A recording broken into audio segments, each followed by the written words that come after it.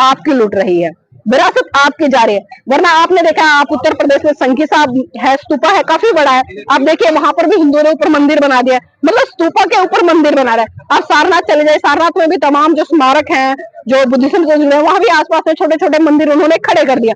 अभी नेपाल में भी देखिए, नेपाल में भी वहां पर पूरा हिंदुत्व हो रहा है लुम्बिनी में।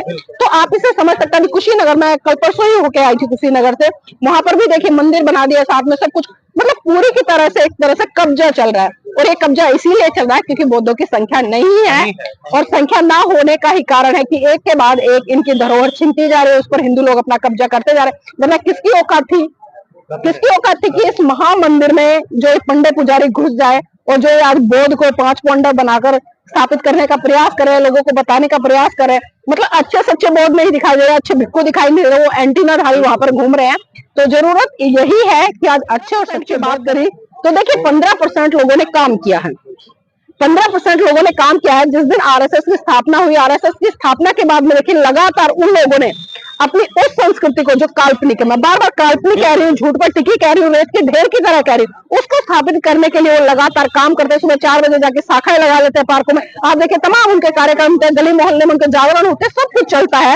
और उसी की देन है कि उन्होंने अपनी उस संस्कृति को जो झूठी है, सत्यता से कोई लेना देना नहीं, उसको स्थापित किया। और 2014 में पूर्ण बहुमत के साथ में सरकार में आते, केंद्र की सरकार में, और 14 से लेकर तक अब तक वो डटे पड़े हैं। लेकिन विडंबना है कि जो 85% है, कहने के लिए 85% है, क्योंकि साहब मान्यवर काशीराम जी ने 85% का जो फॉर्मूला दिया, उन्होंने काम किया इस पर। लेकिन आज वर्तमान समय में जो आज के नेता है, कहने के लिए संसद में 131 है, लेकिन वो 131 में कहूंगी कि सारे दलाल चमचे पिट्ठू हैं। यहाँ आंदोलन में भी आएंगे, बड़ी बड़ी बातें भी करेंगे, बड़े बड़े आश्वासन भी देंगे, लेकिन उनसे एक सवाल पूछे कोई मीडिया कर्मी। अभी आज आप भी नहीं देखा कि किस तरह से जब मीडिया वालों ने सवाल किया तो यहाँ से एक मंत्री जी भागते क्या है, कोई कहेगा कि मंदिर में जाना धर्म है, घंटी बजाना धर्म है, उपवास करना धर्म है। अगर मैं किसी क्रिश्चियन से पूछूं तो वो भी यही कहेगा भाई चर्च में जाना धर्म है, प्रेयर को पढ़ना धर्म है, गॉड को मानना धर्म है। अगर मैं किसी सिख से पूछूं तो उसकी प्रतिक्रिया कुछ इस तरह से आएगी कि भाई गुरुद्वारे में जाना, जो पाठ करना है, कीर्तन करना, जो भी ये करते हैं वो धर्म है, लंगर लगाना वो धर्म है। और यही मैं बात अन्य लोगों से, यानी कि उनसे पूछूं तो वो अपने अपने तरीके से बताए। लेकिन बुद्धिज्म खाली एक ऐसा है जहां पर महाकाणी तथागत बुद्ध ने जो धर्म है उसको एक बिल्कुल विशेष तरीके से डिफाइन किया गया है। वो बिल्कुल साफ साफ कहते हैं कि सब पापस्य अकरणं कुशलस्य उपसंपदा सचित परियोदपनं एतं बुद्धानु शासनं, यानी कि सभी अच्छे कर्मों का संचय करना, अपने चित्त को परिशुद्ध करना, यही बुद्धों की शिक्षा है, यही बुद्धों का शासन है। और जो ऐसा करेंगे उनका तो मानव कल्याण होना ही होना है। लेकिन आज जो लोग धर्म को लेकर कर रहे हैं वो धर्म को नहीं बल्कि एक सांप्रदायिकता को बढ़ावा दे रहे हैं। और वही कारण है कि आज भारत देश में एक गृह युद्ध की स्थिति बनी हुई। आप देख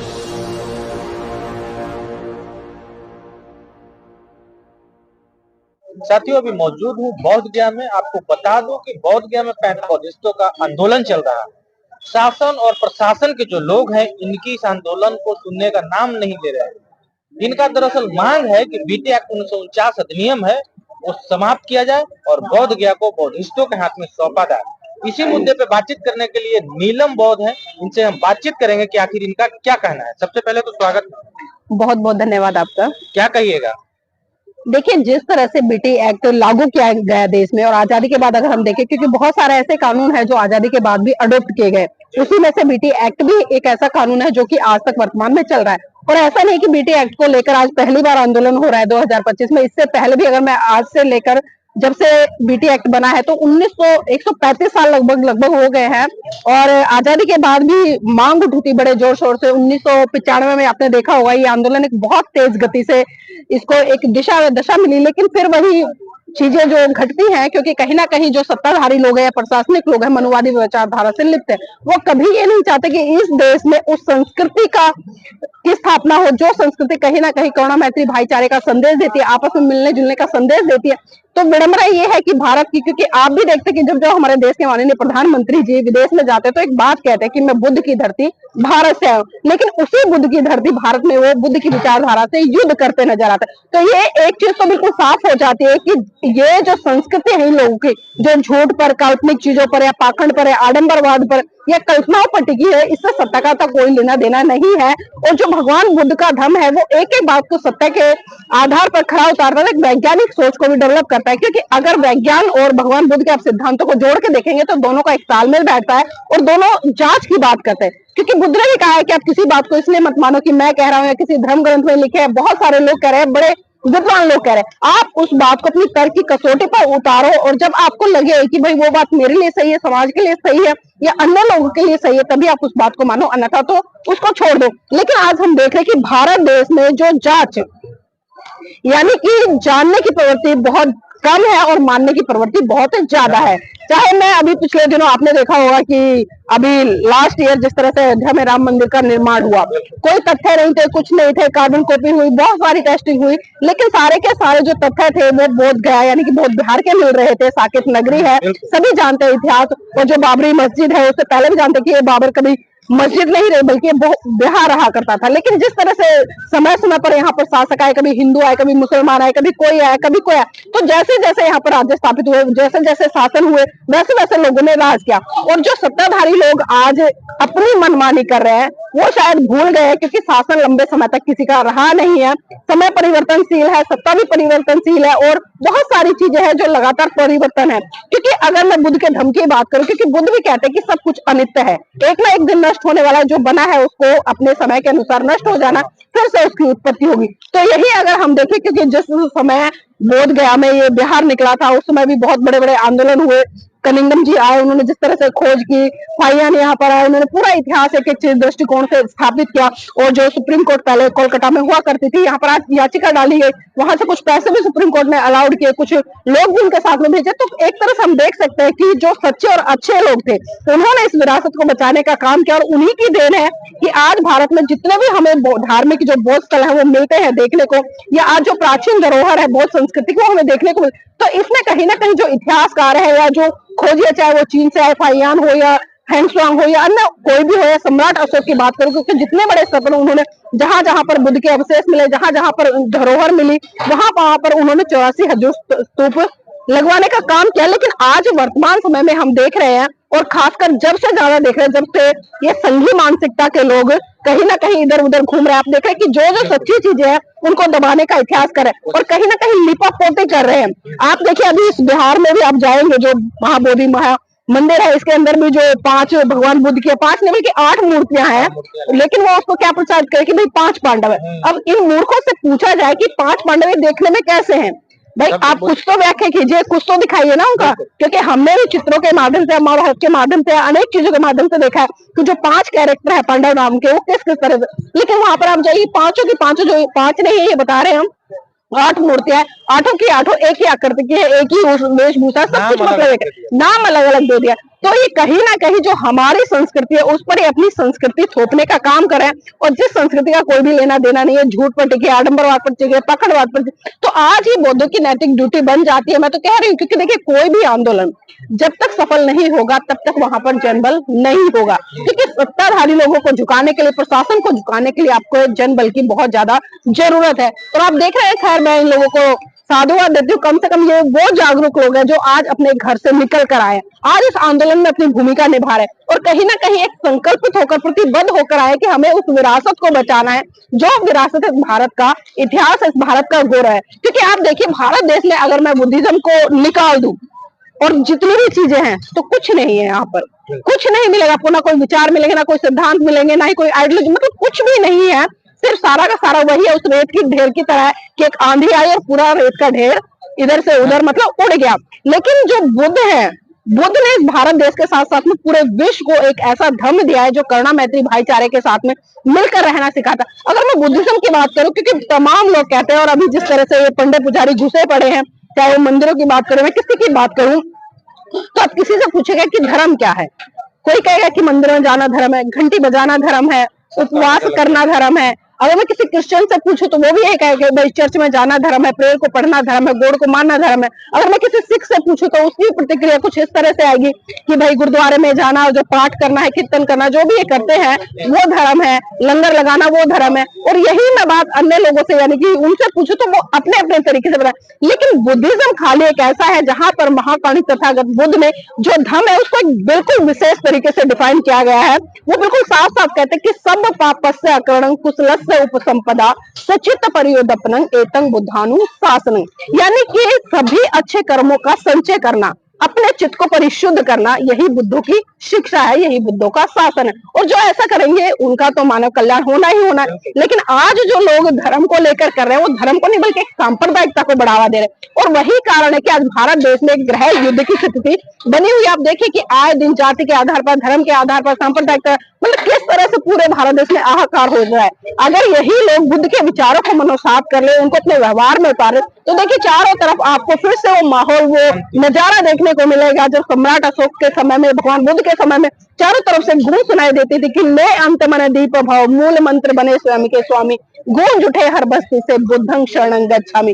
तो ये माहौल आज जरूरत है इसकी, क्योंकि आज भारत को शांति की जरूरत है। और शांति हमें सिर्फ बुद्ध की शरण में जाकर मिल सकती है। बुद्ध ये नहीं कहते कि आप मेरी शरण में नतमस्तक हो जाइए, मेरी पूजा पाठ कीजिए, घंटी बजाइए, धूप बत्ती लगाए, अगरबत्ती लगाए। वो बुद्धि को खोलने की बात करते हैं, वो आपके अंदर से प्रज्ञा जगाने की बात करते हैं, वो आपको सिद्धांत देते हैं। लेकिन विडंबना है कि आज भारत के लोगों के इतने महान, इतने पवित्र धर्म को समझ नहीं पा रहे, बल्कि वो पाखंडवाद में और एक जो सांप्रदायिकता का चश्मा है उसको लगाकर देख रहे हैं, सोच रहे हैं। और इसमें कहीं ना कहीं दोष, देखिए मैं सत्ताधारी लोगों को कहूँ ये भी उचित नहीं होगा, या मैं प्रशासनिक तौर पर उन लोगों को ये भी उचित नहीं, क्योंकि कहीं ना कहीं जो भारत की आम जनता है, जिसकी नैतिक ड्यूटी बनती है कम से कम वो जांच करे।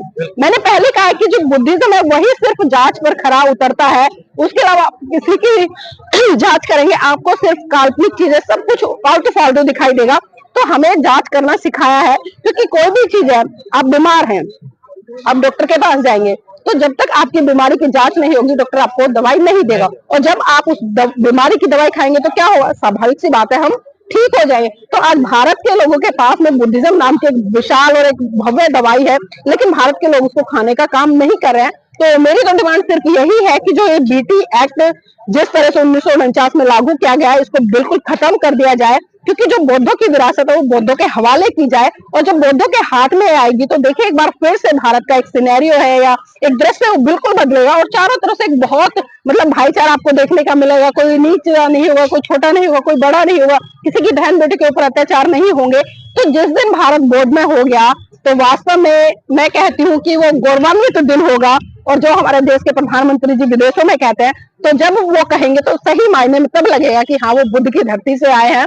तो आज मैं यही कहूंगी कि जो बौद्धों की विरासत है वो बौद्धों को लौटा दी जाए, अन्यथा तो ये आंदोलन चल रहा है, देखते हैं किस दिशा में जाता है। अभी समय बहुत लंबा है, 45 दिन बीत गए हैं और आगे भी डटे रहेंगे, क्योंकि हौसले हैं, और हौसले हैं तो स्वाभाविक ज्यादा परिणाम तो कुछ आएंगे। 15% लोग सत्ता में बन जाते हैं राम मंदिर के नाम पे, क्या 85% बहुजन समाज के लोग इस बहुजन मूवमेंट से जुड़कर सत्ता में नहीं आ सकते हैं क्या? देखिए बिल्कुल आ सकते हैं, लेकिन उसके लिए बिल्कुल साथ साथ मैं आपको स्पष्ट कर दूं, क्योंकि 1956 में परम पूज्य बाबा साहब ने बौद्ध धर्म ग्रहण किया था। यानी कि 1935 में वो एवला की धरती से घोषणा करें कि मैं हिंदू धर्म में पैदा हुआ, ये मेरे बस की बात नहीं थी, लेकिन मैं हिंदू धर्म में मरूंगा नहीं। और ठीक 21 साल तक वो लगातार अध्ययन करते हैं, और 21 साल बाद नागपुर की पावन धरती पर वो कम से कम 6-7 लाख लोगों के साथ में बुद्धिज्म की शरण जाते हैं, यानी कि बौद्ध धर्म ग्रहण करते हैं। तो आप इससे सोचिए कि बाबा साहब ने एक ऐसी परंपरा, एक ऐसी व्यवस्था, एक ऐसी संस्कृति को त्याग कर, जो अत्याचार शोषण करती, जो गुलाम बनाती थी, लोगों के ऊपर तरह तरह के अत्याचार करती, उसको छोड़कर वो भगवान बुद्ध की शरण में आए, यानी कि बुद्ध की शरण में आए। लेकिन भारत के लोगों ने उनकी बात को नहीं समझा। आज अगर मैं अम्बेडकर वादियों की बात करूं या बुद्धिस्ट लोगों की बात करूं, आप वही मैं जो मैंने पहले कहा कि धर्म पूछे नहीं बता पाएंगे, बुद्ध के सिद्धांतों को पूछे नहीं बता पाएंगे। मोटे मोटे तौर पर हमने अपने नाम के पीछे बोध लिख लिया, हम वही आज सीलों का उल्लंघन कर रहे हैं, विचार भी कर रहे, तो बताइए किस नाम के बोध? जो हमें प्योरिटी के साथ में बौद्ध बनना चाहिए था, वो आज हम नहीं है। और यही कारण है कि धीरे धीरे जो भारत से जो बौद्ध संस्कृति वो लुप्त हो रही है। और जो 15% की बात करी, तो देखिए 15% लोगों ने काम किया है, 15% लोगों ने काम किया है। जिस दिन आरएसएस की स्थापना हुई, आरएसएस की स्थापना के बाद में देखिए लगातार उन लोगों ने अपनी उस संस्कृति को, जो काल्पनिक है, मैं बार बार काल्पनिक कह रही हूँ, झूठ पर टिकी कह रही हूँ, रेत के ढेर की तरह कह रही हूँ, उसको स्थापित करने के लिए वो लगातार काम करते हैं। सुबह 4 बजे जाके शाखाएं लगा लेते हैं पार्कों में, आप देखिए तमाम उनके कार्यक्रम होते हैं, गली मोहल्ले में उनके जागरण होते हैं, सब कुछ चलता है।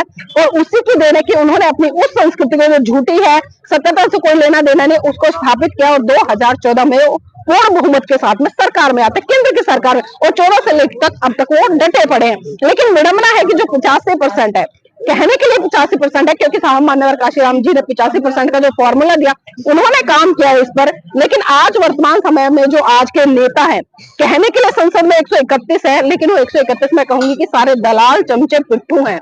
यहाँ आंदोलन में भी आएंगे, बड़ी बड़ी बातें भी करेंगे, बड़े बड़े आश्वासन भी देंगे, लेकिन उनसे एक सवाल पूछे कोई मीडिया कर्मी। अभी आज आप भी नहीं देखा कि किस तरह से जब मीडिया वालों ने सवाल किया तो यहाँ से एक मंत्री जी भागते नजर आए। मतलब मीडिया को फेस करना नहीं चाहते। एक तरफ कहते कि हम बुद्ध है, वही 45 दिन से आंदोलन चल रहा है। क्या आपको पता नहीं है पूरे भारत देश में आग की तरह खबर फैली हुई है, तमाम राज्यों से लोग आ रहे हैं, और आप सरकार में होते हो, सरकार के खिलाफ लोगों ने मोर्चा खोल रखा है, और आप कह रहे कि मुझे पता नहीं है। तो ऐसे नेताओं से, ऐसे मंत्रियों से, ऐसे विधायकों से इस समाज को भी कहीं ना कहीं सीख लेने की जरूरत है।